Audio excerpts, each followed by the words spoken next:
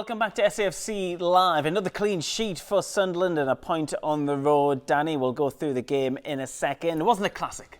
No, but you got the positive in straight away, another clean sheet. No, to be fair, yeah, I'd say centre-backs again, excellent as they were at the weekend. Anthony Patterson handled everything really well. Against one of the best strike forces in the league. Yeah, exactly, yeah. They had opportunities first half, Norwich, not too many second half that I can remember. We came into it towards the end of the game, but overall, I think the scoreline sums it up. Sometimes you can have a 0-0 where it is end-to-end, it just won't go in, but it certainly wasn't one of them. Again, a few changes were made this evening, opportunities given to some lads who have been asking for an opportunity. Didn't quite happen, but they weren't alone. I said the amount of times we turn the ball over cheap, it's got to stop. Obviously, building now, 5 games to go before the playoffs. We had a chat with Rob before. He mentioned, I'm happy with results over performances. I'm the opposite of that, and it needs to be the opposite of that moving forward. But to try and stay positive, it is another clean sheet, it's a point on the board. Injury-free, I think, this evening, I'd say, from what I remember. Get back on the bus, and we've got to go again at the weekend against Swansea. That's right, we do go again at the weekend. But let's have a look back through the action from tonight's game down at Carrow Road, and I'm sure the home fans will probably end up being more frustrated because they shared a possession, especially in that first half. Yeah, in the first half, and it's difficult. And as I said, we almost set up this evening in that low block at 4-4-2 pretty much. You look at Meander, he's 15 yards from the edge of our box. That's not where you want Elijah Meander when he's your centre forward with the pace he's got. He's looking to be on the halfway line for balls in behind, but it's difficult then. You see how difficult it was for Norwich to try thread balls through us at times. They managed on this occasion, and they did have some good openings in the first half.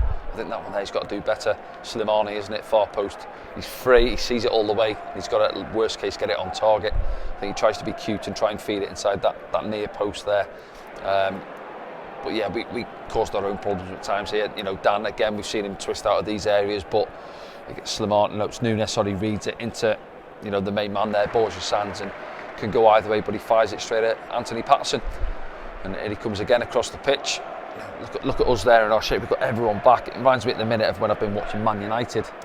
Watching them, they've got everyone back, and they're forwards are edge of the box. And what I would say in terms of that, it's okay. Listen, if we're setting up and that's our game plan is to go there and sit deep and hit them on the counter, but then you've got to break with purpose and pace and energy, and we're not doing that at the moment. And again, Tommy's come in this evening, didn't happen for him on the left either. So for both him and Alexis, there's your outlets on the flank, and then you've got your centre forward. Look where our centre forward is now. He's at the edge of our box trying to tackle Norwich players. So it's a difficult one. I'm getting frustrated because I know it's in us to have a performance. Again, you're going back a lot earlier in the season, maybe, where we've got that in us, where we can move the ball quick, play through the lines, get bodies in behind balls over the top, mix the game up, and it's just not there.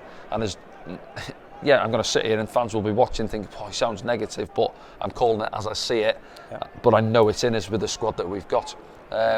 Positives, later on, Enzo comes off the bench. He was trying to make things happen. Almost, we had a little bit more towards the end of the game, didn't we? We had one or two balls, half chances at the end coming in.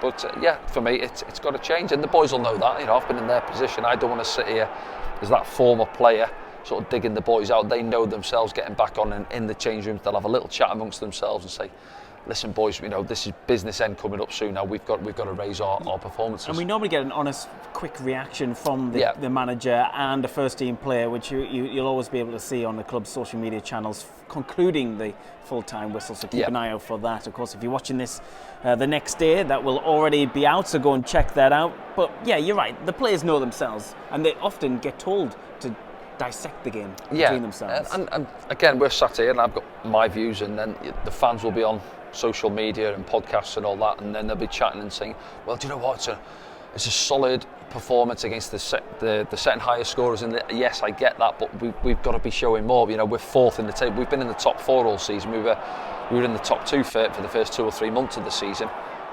So it's not as if we've come from where Coventry have been and we've come up the rails. Do you know what I mean? Yeah. We've been that team now. We're a scalp at this level as well. Following again this evening, a long trip. Probably got 2,000 sat there. Big chance there for Eliza. Doesn't quite catch it as he comes off the outside of his boot. And this was Tommy not long. He went off just after this, didn't he? Had a couple of opportunities, but didn't see him in the first half. Getting to the byline, going past the young fullback. What Tommy's all about, really. It's difficult for Elijah. Again, he's hitting fits and starts. I said there, he's spent a lot of time first half on the edge of his own box. This is where you want to see him. He's got quick feet. Duffy there, scared to challenge him because he knows what he's capable of. But yeah, just didn't see enough of him. And you mentioned it. And in comms there, Isidore comes off the bench. Don't think he's touched it for the first 10 minutes he was on the pitch. And then all of a sudden at the end we have a couple of little moments like this where, yeah, it didn't quite happen for us. But I think this one now, this is the one for me. I think, can Alan Brown go and be, look, watch now, stand up, go and attack that, take the lot, take the defender, and Kenny McLean, he flicks it wide.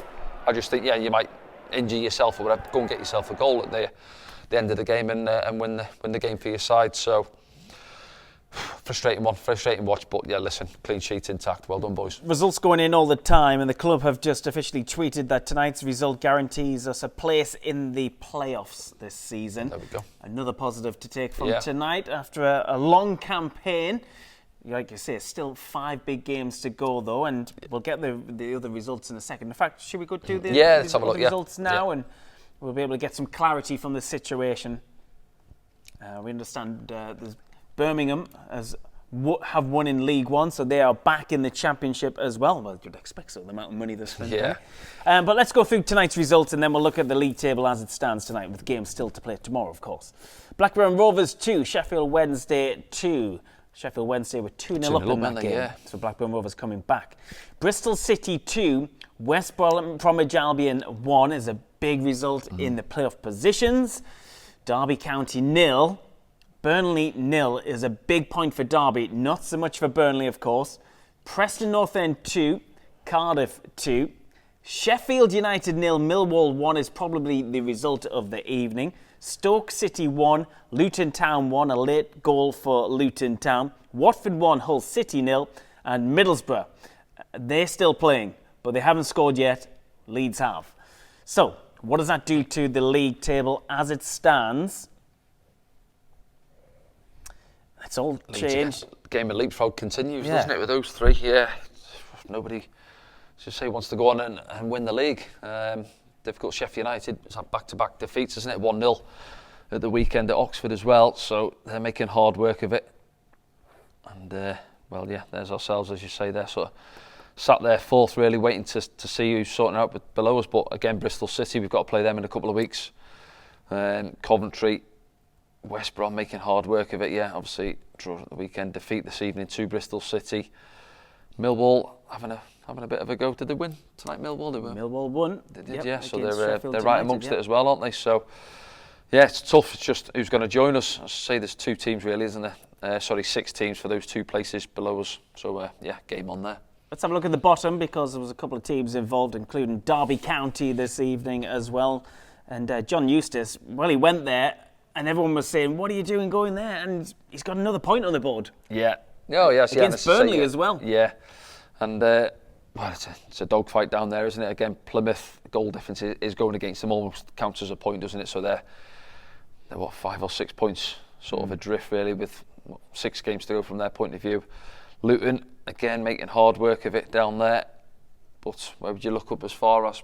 Probably Portsmouth, even Queen's Park Rangers, really. I know we've got them last day of the season, haven't we? But yeah, still a good old cluster there. Been nervous between now and the end of the season.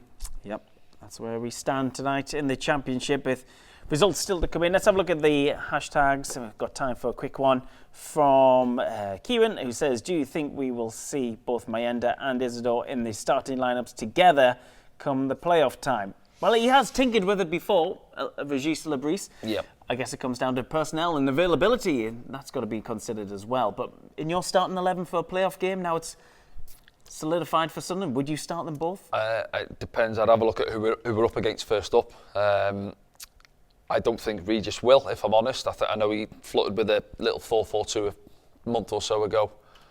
Go back to, was it Sheffield United, I think, where they linked up well, Portsmouth as well. We haven't seen him since then, really. I think, ideally, you would try and find a place for Mayenda and both Isidore in there. But then you're looking around them, who comes out, what formation do you go with? If you're not playing a 2 up top, if he plays on the right, Patrick obviously comes out.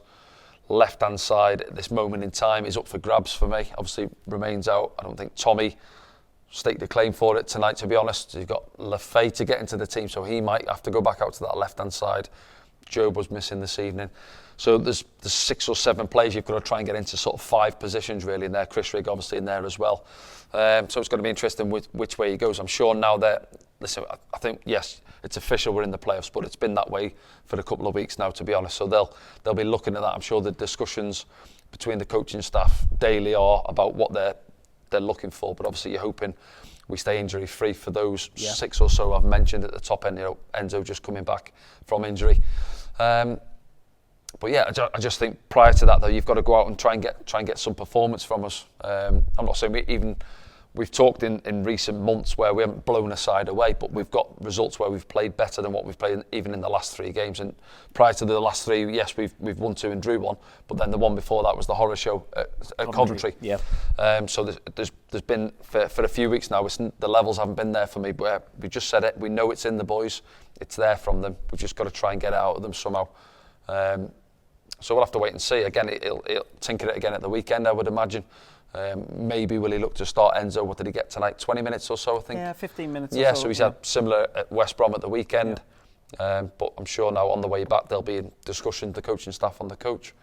Quick turnaround again, really, isn't it? And then go again, because I think Swansea don't play till tomorrow, so we get another day on them, and then they've got to travel up to the northeast as well. So we'll wait and see. We will wait and see. We go again, and congratulations to the team and the footballing squad at Sunderland AFC for guaranteeing that playoff position here. That's the big headline, and of course another clean sheet for Sunderland. We go again on Saturday, as Danny just mentioned, and it's Swansea City who come to the Stadium of Light. It's a 3 p.m. kickoff, which has been a rarity this season, but it's a 3 p.m. kickoff at the Stadium of Light, which means we'll be on air from 2:15 here on SFC Live, and it's International Fans Day as well. So if you want to tell us where you're watching in from around the world, use the hashtag AskDanny and do let us know where you're going to be watching. We'll see you soon.